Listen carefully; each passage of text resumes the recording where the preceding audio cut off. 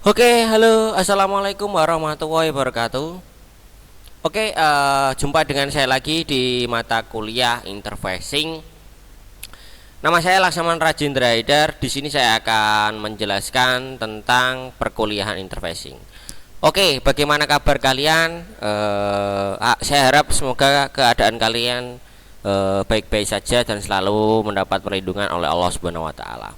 Oke, sebelum kita mulai perkuliahan pada sore hari ini, alangkah baiknya kita berdoa menurut agama dan kepercayaan masing-masing. Oke, berdoa dipersilakan.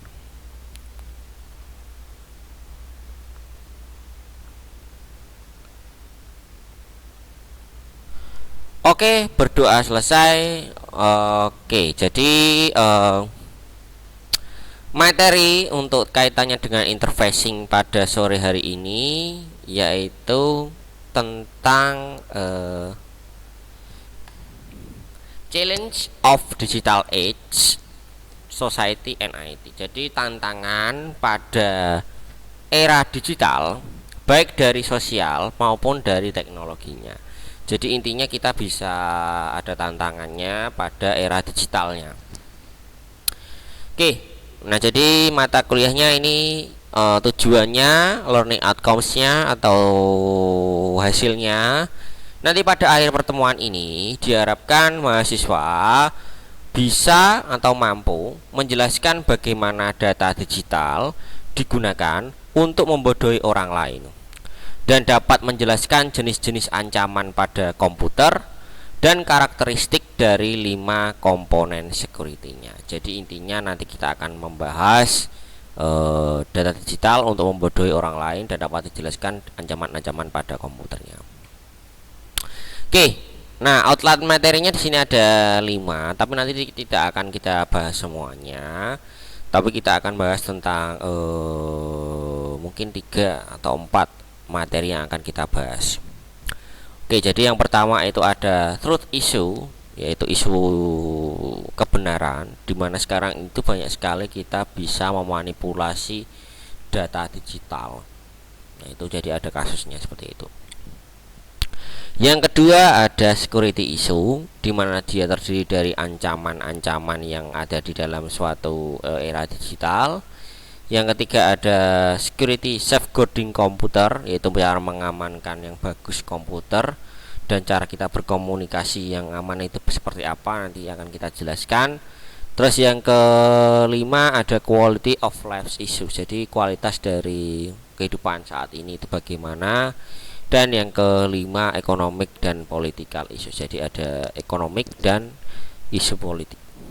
Oke, sekarang kita masuk ke outline yang pertama yaitu truth issue manipulating digital data. Jadi intinya sekarang itu banyak sekali kita bisa memanipulasi data digital.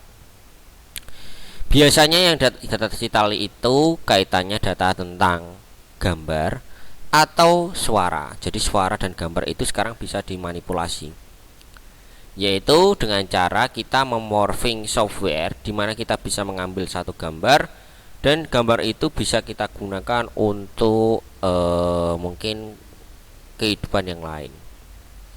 Contohnya sekarang seperti ini aja lah. Sekarang itu mungkin ya mungkin sudah tidak zaman ya kita membuat suatu, intinya sosial media itu hanya terdiri dari satu akun saja. Pasti mungkin dia lebih dari satu.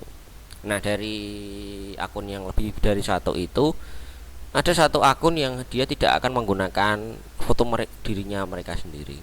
Mungkin dia menggunakan foto orang lain. Nah, untuk bisa mungkin memata-matai atau mungkin untuk istilahnya istilahnya melakukan tindakan yang tidak sewajarnya, jadi seperti itu. Nah, itu istilahnya tidak boleh seperti itu. Nah, jadi intinya kegiatan seperti itu dia menggunakan teknik gambar supaya bisa merubah penampilan dari yang sudah kita lakukan seperti itu. Nah, dari cara perubahannya itu dia menggunakan mungkin pakai, kalau kamu gambar ya berarti pakai Photoshop ya. Photoshop yaitu kita melakukan suatu perubahan pengeditan foto. Fotomu dari orang yang asli sama hasil foto itu pasti berbeda. Nah, jadi terus yang kedua adalah dimana seorang musisi itu bisa manipulasi lagu, setiap yang dia mainkan itu terlihat lebih bagus. Nah, itu sebenarnya tidak boleh seperti itu, apalagi kalau misalkan kontes itu tidak boleh ada yang namanya manipulasi data. Oke, jadi sekarang pro-nya adalah create new form art. Jadi intinya dia membuat suatu seni yang baru dari proses manipulasi data. Dan untuk kontranya itu dia menggunakan fotografi dan perekaman itu jadi tidak, istilahnya tidak trust, tidak dapat dipercaya. Nah, itu jadi istilahnya sekarang adalah seperti itu. Oke, contoh misalkan yang sering terjadi ini adalah famous Yata submit photo edit. Jadi istinya si Yata ini dia mempublish suatu foto, kemudian fotonya itu diambil terus digunakan untuk kegiatan yang kejahatan. Itu tidak boleh seperti itu. Nah, itu sudah istilahnya sudah manipulasi ya, dan sudah istilahnya sudah kalau mungkin kita mengambil dengan seizin pemiliknya tidak masalah, tapi kalau ini kita mengambil terus kita rubah, habis itu kita lakukan kejahatan, itu istilahnya sudah istilahnya sudah tidak bisa ditoleransi lagi. Oke, selanjutnya photograph may not be authentic. Jadi sekarang itu fotografi itu tidak, mungkin sekarang tidak autentik ya. Kenapa tidak autentik? Karena ada software editing tadi. Editing itu membuat foto asli jadi tidak benar-benar real. Nah, ya, makanya disebut no authentic. Terus selanjutnya fotografi juga istilahnya maybe deliberate misleading. Jadi istilahnya juga bisa dimanipulasi pergerakannya. Jadi contoh misalkan ya, suatu majalah foto sekarang itu biasanya dia menampilkan ya intinya bagaimana gambar itu bagus, ya kan, intinya kan dia membuat bagaimana kok foto itu bisa terlihat bagus oleh orang. Nah, itu ada caranya. Biasanya adalah kita membuat suatu fokus dan dia hanya mengutamakan yang ada di dalam foto itu. Nah, jadi intinya itu istilahnya adalah display misleading. Nah, jadi contoh fashion model foto a routine elongate to make model the small size. Jadi intinya sekarang itu banyak sekali model-model yang melakukan foto supaya terlihat bagus dalam pengambilan pada digital datanya. Makanya jenenge modeling itu yo, atau mungkin iklan advertising itu gak mungkin dia menggunakan apa jenenge model yang istilahnya yang acak-acak lah. Ini yang istilahnya yang bagus dan juga yang enak untuk dilihat. Nah, ini jadi contoh manipulasi datanya seperti itu. Terus selanjutnya tekniknya itu ada menggunakan, nah ini contoh ya, digital deception. Ya, ini si Prof William ini menulis sistematik pertama bahwa dia menerapkan kritikal pada digital evolutionnya. Terus yang kedua ada si Corbis ini menambahkan watermark. Nah, sekarang dikasih watermark pada setiap foto yang diunggahnya. Dan yang ketiga, Hani dari Universitas Dartmouth ini menambahkan suatu algoritma yang kalau misalkan di fotonya itu kalau ada terjadi perubahan suatu compressing data digital itu akan saya ngantuk nih. Oke. Lagi ya, jadi si Hani Farid ini dia menambahkan suatu algoritma untuk mendeteksi perubahan dari data digital pada kompresi. Sedangkan yang keempat si Profesor Jessica ini di Birmingham itu dia meneliti kamera digital yang tersembunyi pada sebuah foto yang ada fotografernya, dimana setiap gambar itu nanti diberikan tentang encoding pada algoritmanya. Nah, jadi itu artinya teknik dalam intinya kalau misalkan terjadi pencurian data-data digital terutama foto. Oke, selanjutnya kita juga bisa melakukan limitation of public database. Jadi intinya membatasi database pada publiknya. Nah, maksudnya membatasi itu kamu istilahnya bisa mendapatkan semua.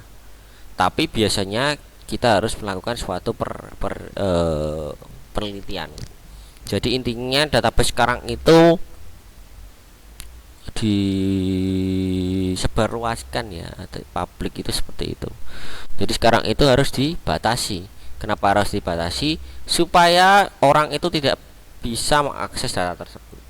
Hanya orang-orang tertentu saja yang boleh mengambil data-data itu. Makanya harus dibatasi. Yang kedua, data tidak selamanya akurat.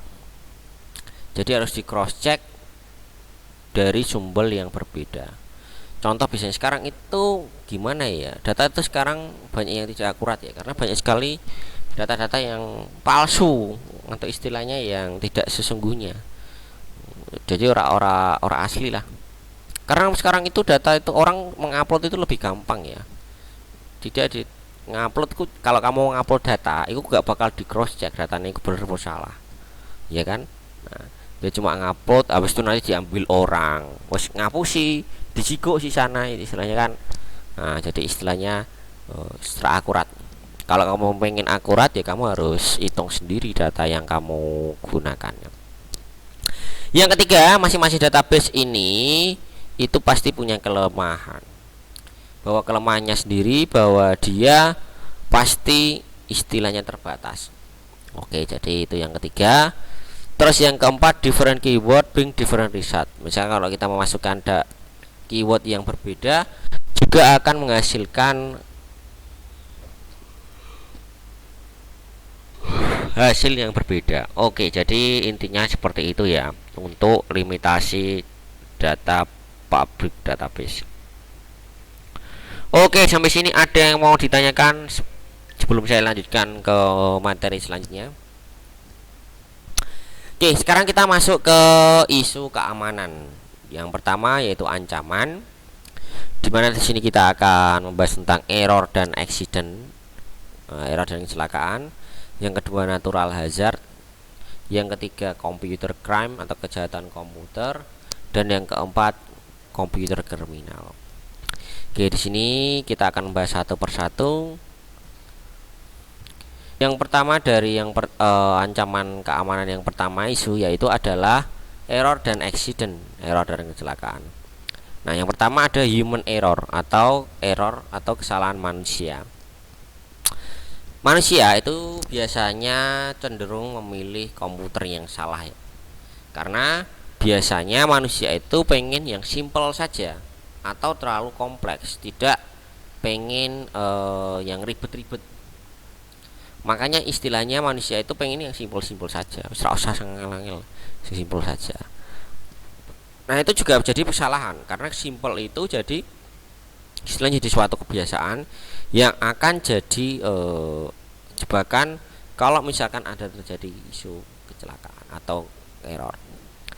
Yang kedua adalah human emotion effect performance. Jadi emosi manusia itu juga mempengaruhi performansinya. Maksudnya performansinya itu adalah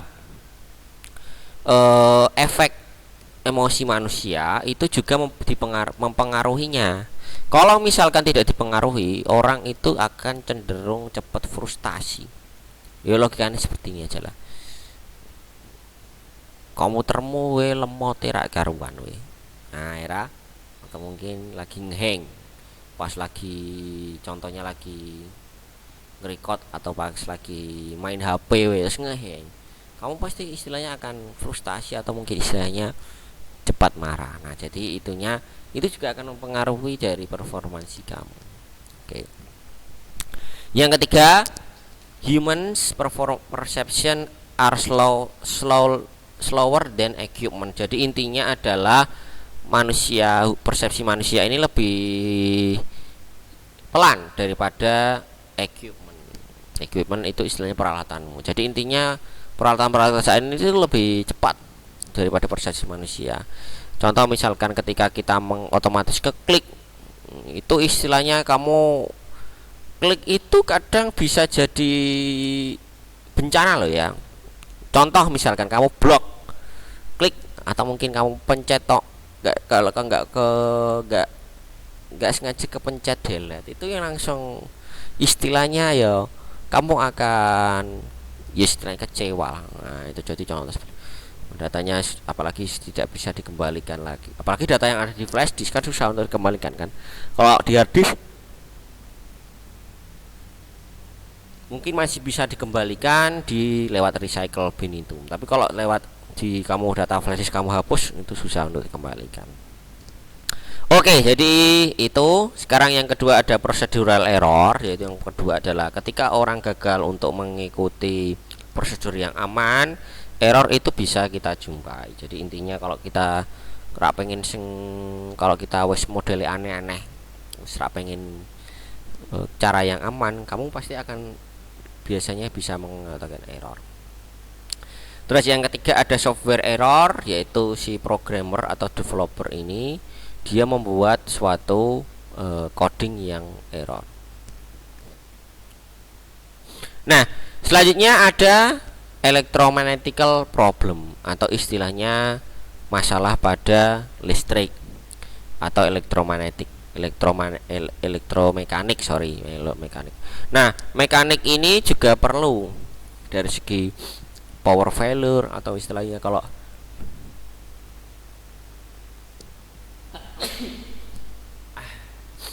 dari mati lampu ini otomatis akan mematikan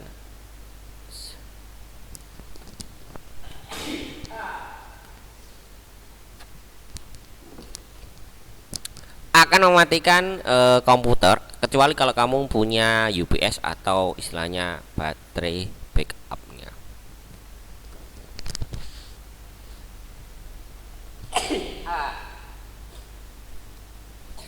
Saya ini agak pilek nih, nggak tahu nih. Tadi pagi mungkin saya pas sahur itu kebanyakan minum es ya ini ya. Oke, maafkan saya lanjutkan lagi. Jadi kegagalan listrik itu bisa men-shutdown. Men-shutdown itu berarti menutup atau mematikan komputer, kecuali kalau kamu punya backup-nya atau UPS. Oke, terus yang ketiga ada user cellphone dan BlackBerry. Ini ketika kita mengendarai juga bisa mengakibatkan kecelakaan. Jadi kalau misalkan di jalan ya tidak usah nganggu HP ya, atau nganggu istilahnya kontak-kontakan menggunakan phone. Oke, itu electromechanical problem. Yang selanjutnya ada dirty data problem, atau data, maksudnya bukan data kotor ya, data kesalahan datanya. Maksudnya kesalahan data dirty itu datanya bisa incomplete atau kurang lengkap.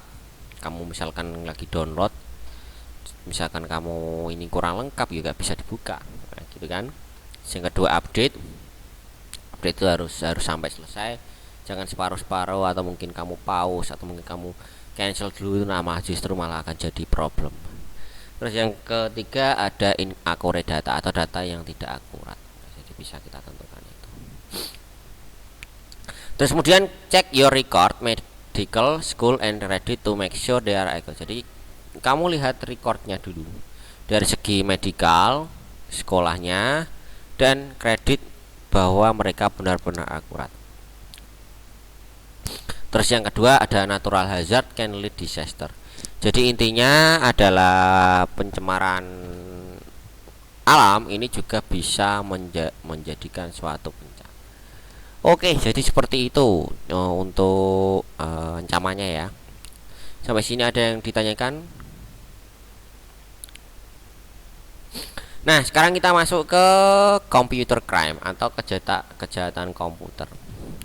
Ada dua tipe kejahatan komputer. Yang pertama adalah ini bisa menjadi suatu kegiatan ilegal dalam menggunakan komputer.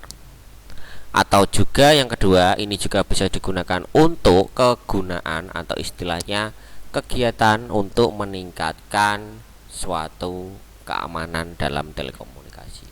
Jadi ini ada dua, ini jadi ilegal sama istilahnya untuk malah jadi keuntungan.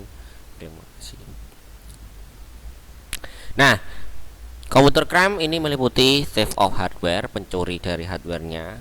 Kalau orang mencuri daripada kita susah-susah ngambil lewat hacker itu susah, terus kamu ambil harddisknya saja kan lebih mudah. Itu pencurian hardware. Yang kedua ada pencurian software, berarti melewati istilahnya lewat hacker, lewat command prompt software. Terus yang ketiga ada atau mungkin software bajakan, itu juga kejahatan ya. Terus ada theft of online music and video, ini kita mencuri musik dan video. Yang keempat waktu dan service atau layanan. Terus pencurian informasi, terus pencurian internet yang berkelasikan. Terus yang ke pencarian atau pengambil alihan komputer kamu. Terus kejahatan menggunakan malware, dan yang terakhir adalah kejahatan kriminal. Jadi ada beberapa macam kejahatan komputer ya. Oke, selanjutnya kita bahas yang pertama, theft of hardware, yaitu mencuri hardware. Ini bisa kita atur ya. Biasanya kita ambil satu komputer pada toko komputer, mencuri seluruh PC atau laptop. Ini kejahatan yang dilakukan oleh maling-maling ya, seperti itu. Terus yang kedua ada theft of software, yaitu software bajakan yang digunakan secara ilegal. Nah, itu tidak boleh. Nah, ini meliputi dari soft living, yaitu membeli satu buah kopi dan digunakan untuk banyak komputer. Itu tidak boleh seperti itu. Kalau sebenarnya itu gimana? Orang sekarang lebih suka membajak. Kenapa? Karena lebih murah, istilahnya nggak memerlukan biaya. Terus yang ketiga, software maker have prosecute both companies and individu.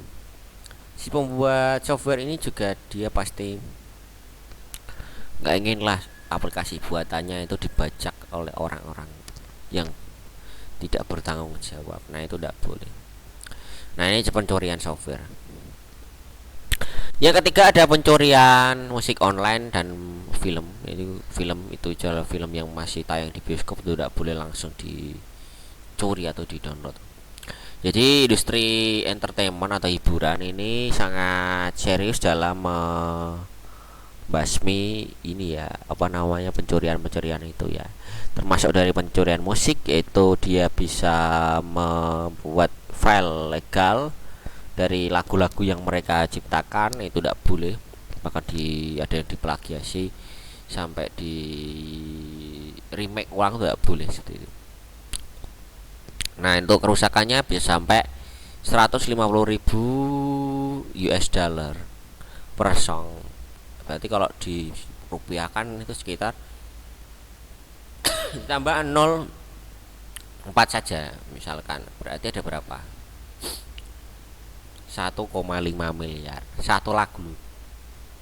Tidak boleh ya itu ya berarti ya. Terus yang kedua ada stealing musik atau stealing movie itu berarti pencurian film, dimana sekarang industri film yang istilahnya yang baru tayang itu tidak boleh langsung dibajak, karena itu sudah jadi ilegal. Terus yang selanjutnya ada pencurian waktu sama layanan, dimana kita bisa mencuri waktu dalam suatu pekerjaan. Contoh misalkan kamu malah main game ketika kamu seharusnya bekerja. Terus bahkan banyak juga karyawan itu istilahnya menggunakan personal bisnis mereka untuk melakukan online auction atau tawar menawar online pada saat bekerja. Atau yang ketiga, banyak karyawan itu yang tidak menghargai aturan-aturan yang telah digunakan dalam suatu pekerjaan. Nah, itu jadi istilahnya itu pencurian.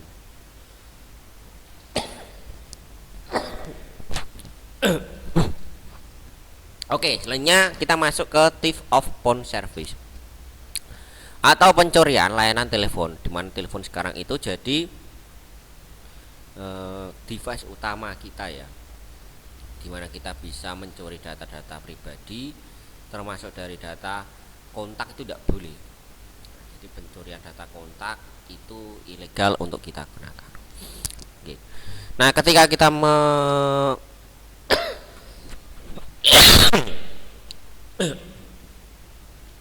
kita sudah tidak mentaati peraturan, kamu juga akan bisa terjadi hukuman penjara beberapa bulan kalau misalkan terjadi pencurian data telepon itu. Terus selanjutnya ada pencurian informasi, di mana kita ada pencurian informasi data kartu kredit, keuangan, atau sebagian data perusahaan itu sangat dilarang saat ini. Contoh di sini ada kalau misalkan ada pencurian data itu bisa istilahnya langsung dikasuskan, itu boleh. Kan kamu bisa menuntut misalkan yang mencuri itu bisa kamu tuntut dan kamu ajukan di pengadilan. Terus selanjutnya ada internet related fraud atau istilahnya hubungan internet. Biasanya ini saling berkaitan dengan apa yang kita lakukan ketika kita menggunakan internet. Contoh misalkan Nigerian letter scam, yaitu suatu huruf yang bisa mendapatkan kamu uang banyak ketika kamu melakukan suatu transfer pada pembayaran utamanya. Nah, itu tidak boleh seperti itu. Jadi intinya scam itu ya istilahnya apa yang mereka ketik itu nanti akan kerekam. Nah, itu sebenarnya tidak boleh sampai saat itu. Kenapa? Karena itu sudah melakukan kejahatan. Terus yang kedua ada evil twin crack, yaitu suatu cracker yang sengaja menyerang suatu komputer untuk membuat suatu public access point dan public location. Tidak boleh serang bareng-bareng, tidak boleh. Yang ketiga ada phishing, yaitu phishing mengirimkan email yang muncul untuk datang yaitu pada sumber yang bisa dipercaya, dimana itu akan membimbing kamu ke website dimana kamu bisa mengirimkan data personal kamu dan akan dicuri ke fishernya. Contoh misalkan fisher itu julukannya misalkan ada internet banking tapi misalkan bukan dari BNI tapi tampilannya mirip. Nah, itu dinamakan dengan phishing. Nanti kan biasanya kamu nginput username, passwordnya itu tidak boleh. Malah sisa data kamu akan dicuri dan akan istilahnya dimanipulasi datanya. Nah, itu istilahnya terus selanjutnya ada internet related fraud, yaitu yang pertama ada farming. Farming itu dia menggunakan suatu malicious software atau istilahnya suatu software yang sangat berbahaya yang ditanamkan di komputer kamu yang akan mengarahkan kamu ke web yang tidak diinginkan. Nah, itu jadi itunya farming itu. Terus selanjutnya ada Trojan House, di mana suatu program ini yaitu akan merusak semua data-data yang sudah kita simpan di suatu komputer. Nah, biasanya Trojan ini biasanya dia akan masuk seiring dengan kita menggunakan internet.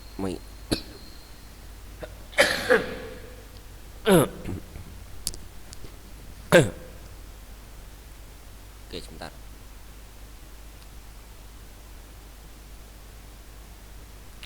Oke, selanjutnya kita masuk ke crime of malice, yaitu adalah suatu crashing entire computer system. Jadi membuat suatu komputer ini jadi tidak berfungsi.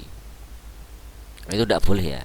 Kenapa? Karena istilahnya komputer itu ya istilahnya ladang pengumpulan data.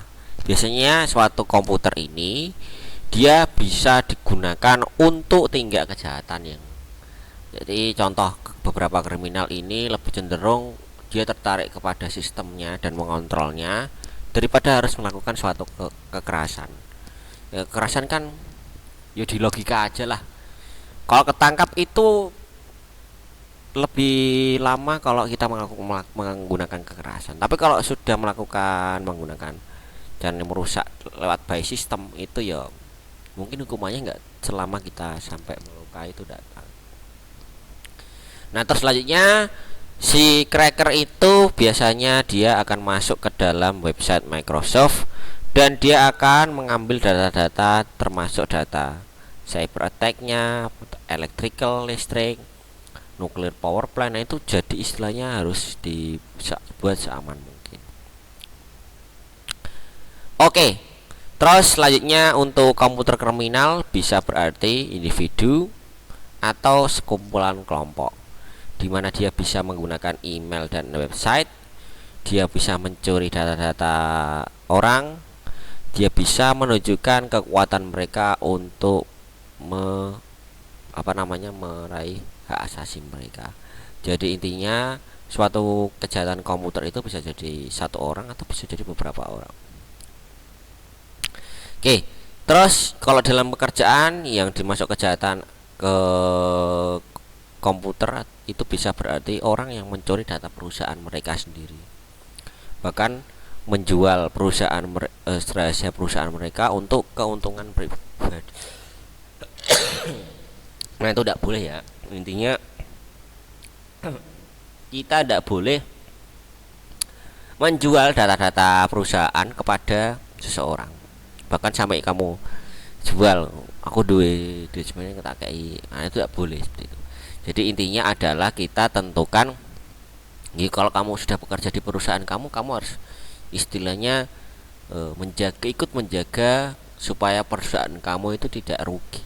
Nah jadi itu yang dinamakan dengan trusted atau percayaan. Oke, jadi mungkin itu saja untuk perkuliahan pada sore hari ini. Oke, jadi ada yang mau ditanyakan untuk materi interfacing. Oke, nanti untuk kejahatan security isunya nanti kita akan lanjutkan lagi minggu depan. Itu saja yang bisa sampaikan. Wabillahi taufiq wa hidayah. Semoga diberi kesehatan. Wassalamualaikum warahmatullahi wabarakatuh.